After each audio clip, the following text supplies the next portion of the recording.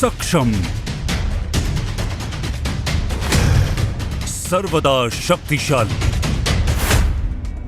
आज विश्व पटल पर महाशक्ति के रूप में उभरते भारत को एक सशक्त राष्ट्र बनाने की पहली शर्त है आत्मनिर्भरता। माननीय प्रधानमंत्री श्री नरेंद्र मोदी ने रक्षा तथा अन्य क्षेत्रों में आत्मनिर्भर भारत का आह्वान किया। विश्व की आज की स्थिति हमें सिखाती है कि इसका मार्ग एक ही है, आत्मनिर्भर भारत। अतीत में आयुध फैक्ट्रियों का 2 शताब्दियों से भी लंबा इतिहास रहा है।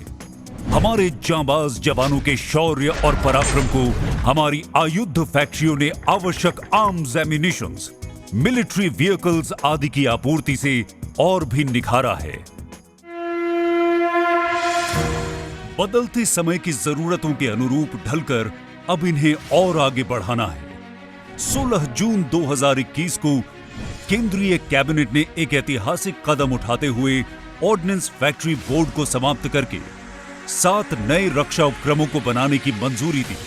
देश के विभिन्न हिस्सों में स्थित इन 7 रक्षा उपक्रमों के अंतर्गत आने वाली 41 फैक्ट्रियों में व्यापक सुधार कर इन्हें अधिक उत्पादक और प्रतियोगी बनाकर नई चुनौतियों के लिए तैयार करने का लक्ष्य रखा गया है। यह सुनिश्चित किया गया है कि ऑर्डिनेंस फैक्ट्रियों को कॉर्पोरेट्स में बदलने की प्रक्रिया में इससे जुड़े स्टेक होल्डर्स और कर्मचारियों के हित पूरी तरह सुरक्षित रहें। माननीय रक्षा मंत्री श्री राजनाथ सिंह की अध्यक्षता वाला एक अधिकार प्राप्त मंत्री समूह इस कार्य की पूरी प्रक्रिया पर पैनी नजर रखेगा। दूरदर्शी निर्णय इतिहास बदलते हैं और बेहतर भविष्य का निर्माण करते हैं।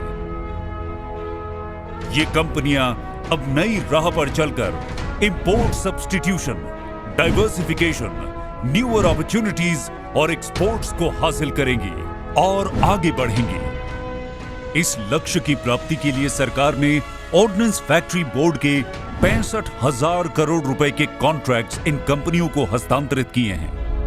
आजादी के अमृत महोत्सव के अवसर पर ऑर्डिनेंस फैक्ट्रियों को दी गई आजादी देश के रक्षा उत्पादन के इतिहास का सबसे महत्वपूर्ण और प्रगतिशील निर्णय है।